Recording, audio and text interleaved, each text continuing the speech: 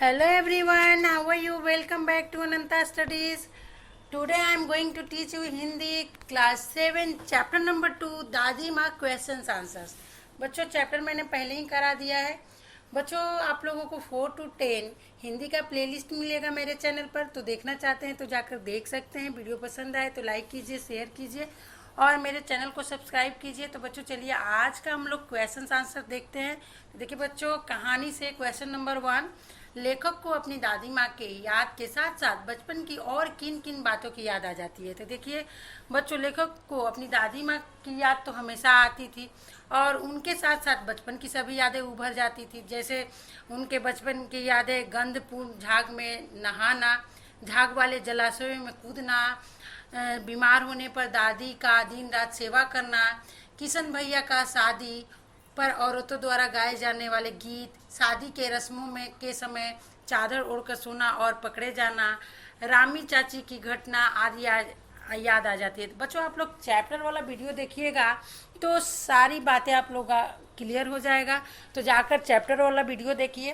Question number 2, दादा की मृत्यु के बाद लेखक के घर की आर्थिक स्थिति खराब क्यों हो गई थी। तो देखिए बच्चों, दादा की मृत्यु के बाद लेखक के घर की स्थिति खराब हो गई थी। क्यों? क्योंकि कुछ कपटी मीन्स छल करने वाले, झूठ बोलने वाले मित्रों और शुभचिंतकों के गलत संगति ने सारा धन नष्ट कर डाला। इसके अलावा दादा के श्राद्ध में भी दादी माँ के मना करने के बाद भी लेखक के पिताजी ने बेहिसाब दौलत व्यर्थ की, मीन्स बिना हिसाब का धन खर्च किया। ठीक है, यह संपत्ति घर की नहीं थी, कर्ज में ली गई थी। दादी माँ के मना करने के बावजूद उन्होंने नहीं माना और घर की स्थिति डामाडोल हो गई। ठीक है बच्चों। क्वेश्चन नंबर 3, दादी माँ के स्वभाव का कौन सा पक्ष आपको सबसे अच्छा लगता है और क्यों। तो देखिए उनका स्वभाव कैसा था, बिहेवियर कैसा था, ये बताना है और कौन सा बिहेवियर आपको सबसे अच्छा लगता है उसके बारे में बताना है। तो देखिए बच्चों, दादी माँ के स्वभाव के अनेक पक्ष थे जो बहुत अच्छे लगते थे। जैसे दादी का सेवा संरक्षण मीन्स सेवा करना, दूसरी का रक्षा करना, परोपकारी मीन्स दूसरे का उपकार करना, वह सरल स्वभाव, उनका स्वभाव भी जो सरल और सादा था का पक्ष हमने सबसे ज़्यादा अच्छा लगता है। ठीक है, क्योंकि उनका यही स्वभाव सभी के दिलों में जगह बना लेता था। देखिए, लेखक के बीमार होने पर दादी माँ द्वारा उनकी सेवा करना, रामी चाची की बेटी की शादी पर उनके घर जाकर उनकी सहायता करना, वह पिछला बकाया ऋण मीन्स पहले जो उन्होंने कर्ज लिया था उसको माफ़ करना, पिताजी की आर्थिक तंगी देखकर दादा की निशानी सोने का कंगन उनको निकाल कर देना आदि बताता है कि दादी का हृदय कितना कोमल और कितना साफ है। ठीक है, तो देखिए कहानी से आगे देखते हैं। क्वेश्चन नंबर 1, आपने इस कहानी में महीनों के नाम पढ़े जैसे क्वार, माघ, आषाढ़। इस महीने में मौसम कैसा रहता है लिखिए। तो इस महीने में मौसम कैसा रहता है उसके बारे में बताना है। तो देखिए बच्चों, क्वार, क्वार का महीना कौन सा होता है? अक्टूबर का महीना को क्वार का महीना हिंदी महीना में होता है। तो देखिए क्वार में ना अधिक गर्मी होती है और ना अधिक सर्दी होती है। आषाढ़ को जून जुलाई का महीना को माना गया है।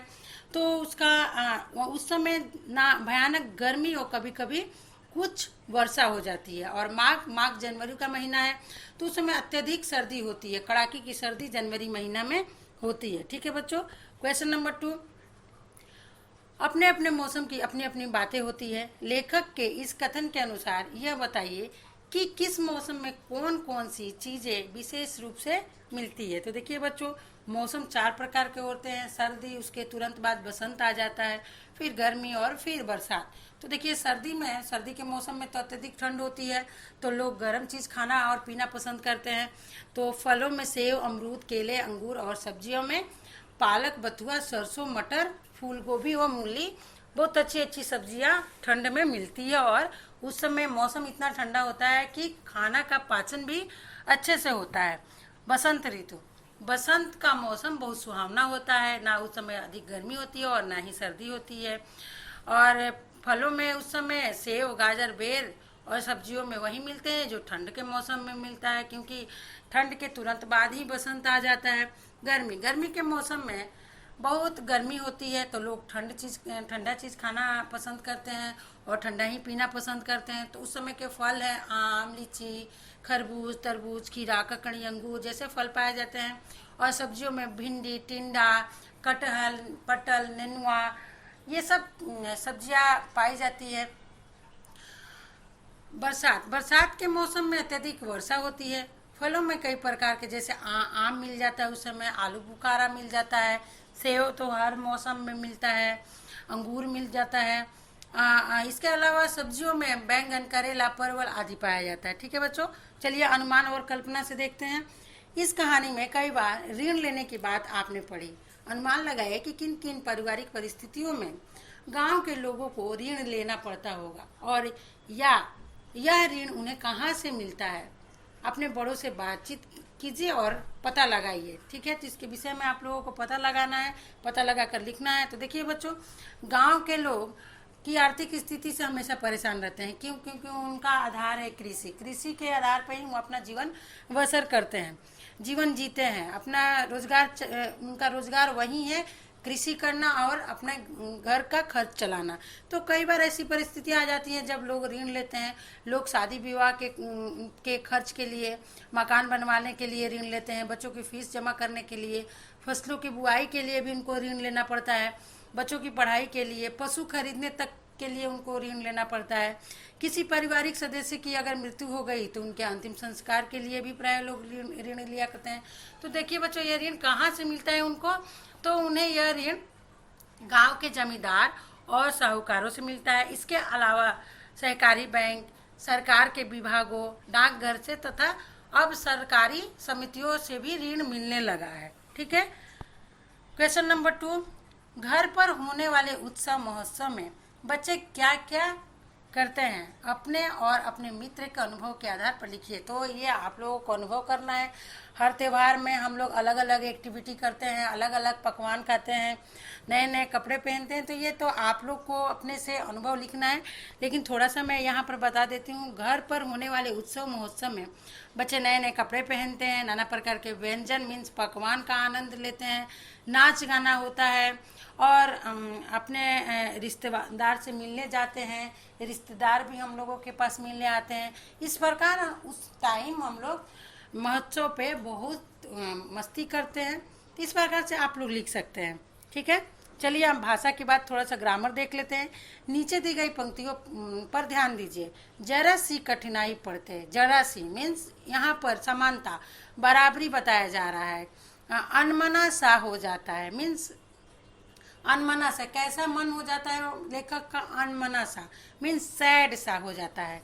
सन से सफ़ेद बाल मीन्स एकदम सन से सफ़ेद बाल, समानता का बोध कराने के लिए सा, सी, से का प्रयोग किया गया है। ऐसे 5 और शब्द लिखिए और उनका वाक्य में प्रयोग कीजिए। तो देखिए बच्चों, इसके यहाँ पर समानता मीन्स बराबरी बताया गया है कि जरा सी, जरा उसके बराबर ही कठिनाई आते ही क्या होता है, लेखक का मन उदास हो जाता है। तो ऐसे ही आप लोगों के यहाँ वाक्य बनाना है। तो देखिए, फूल सी कोमल, फूल सी हो गया है कौन? कोमल बच्ची सो रही है। फूल सी कोमल बच्ची सो रही है। कोयल सी मिश्री, कोयल की मिश्री सी गीत बड़ी आनंददायक होती है। ठीक है, कोयल की आवाज़ कैसी होती है? बहुत मीठी होती है। तो कोयल की मिश्री सी गीत बड़ी आनंददायक होती है। यह फल शहद सा, कैसा मीठा है? तो शहद सा।